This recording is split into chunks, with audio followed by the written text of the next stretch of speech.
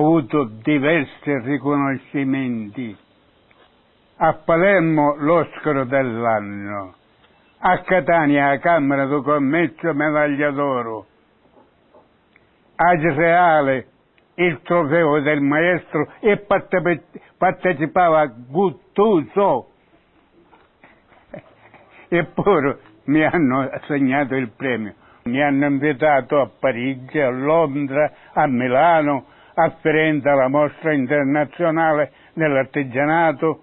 E queste due persone credo che hanno dato moltissimo a quello che è il territorio del mio comune, ma a tutta la cultura siciliana, perché ormai è un lavoro che va scomparendo, non esiste più, non dà neanche tanto mezzi di sostentamento, perché rappresenta un lavoro ormai legato al passato, ma che certamente tutti gli appassionati hanno il piacere, hanno quell'amore nel vedere com'è che si faceva, com'è che si dipingeva il carretto, quali erano tutte le attrezzature, tutti gli arnesi che mettevano su un carretto multicolorato. Oggi lo vediamo solamente per le sfilate dei carretti siciliani, così abbastanza variopinti, abbastanza ricchi di tantissimi colori, di tantissime cose. Ed è un'arte, dicevo, che va a scomparire. È un artigianato perché è una cosa del popolo che viene spontanea, raffigura questi paladini che poi hanno avuto così un successo in Sicilia.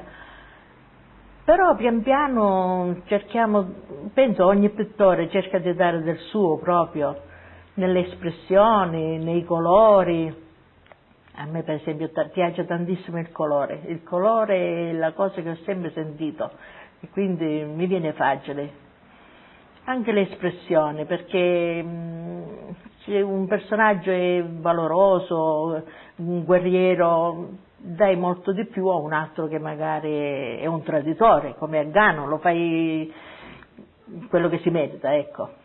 Per me la pittura è vita e quindi, siccome è una cosa bellissima, che dal niente si creano alcune cose importanti, quando uno dipinge deve avere la testa nel modo in cui fa il pittore, non per guadagnare una lira o guadagnare, no, invece io dipingevo e ho dipinto fino ad ora per la grande passione che ho verso la pittura, perché la pittura oltretutto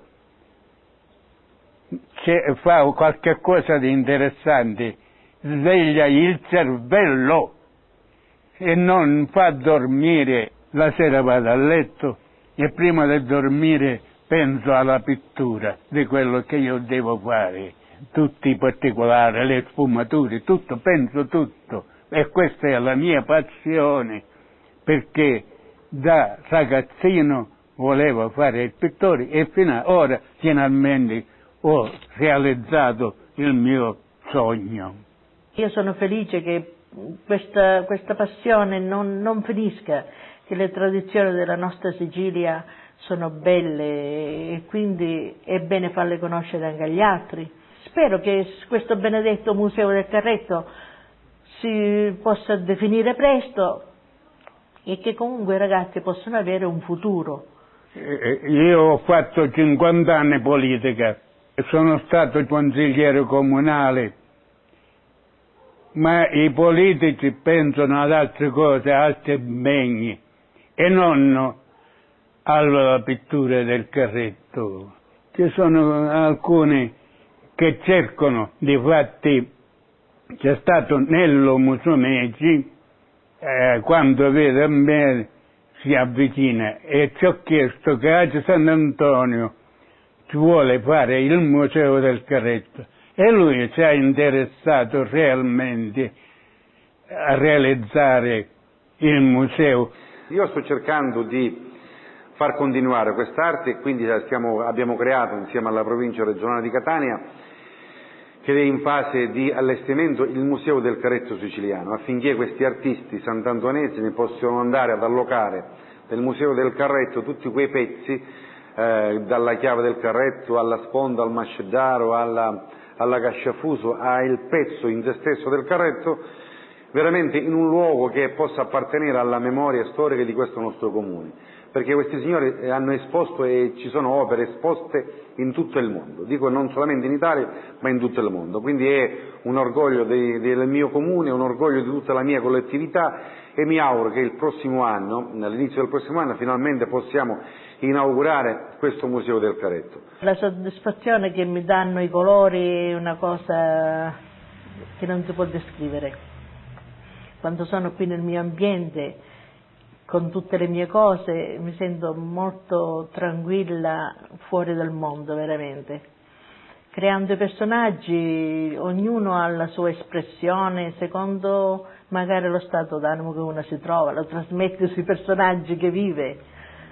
E sicché mi è piaciuto tanto fare questo lavoro, che pensavo che era un gioco che doveva finire presto e invece ancora sto continuando. C'era Enzo Macanuco, professore di storia dell'arte, che mi cercava sempre: Domenico, io sono il presidente di tutte le commissioni, tu quando io ti chiamo tu devi essere presente.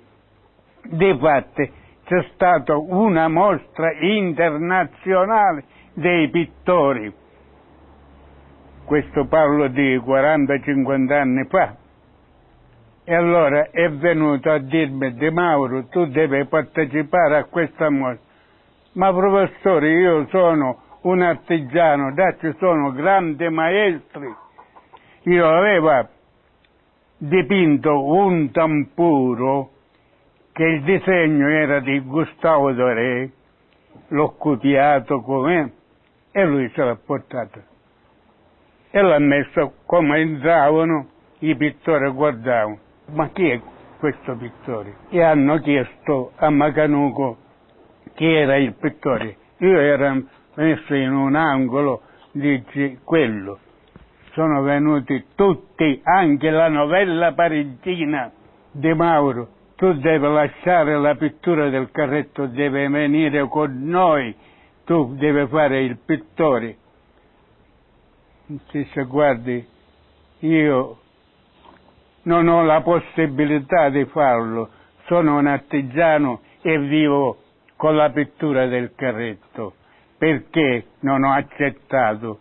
Non ho accettato per fare il pittore dei quadri. L'individuo deve avere anche la possibilità di vivere. Io non l'avevo questa possibilità e allora mi adattavo a fare il pittore dei quadri, che grazie a Dio sono stato uno dei più bravi che esiste in Sicilia.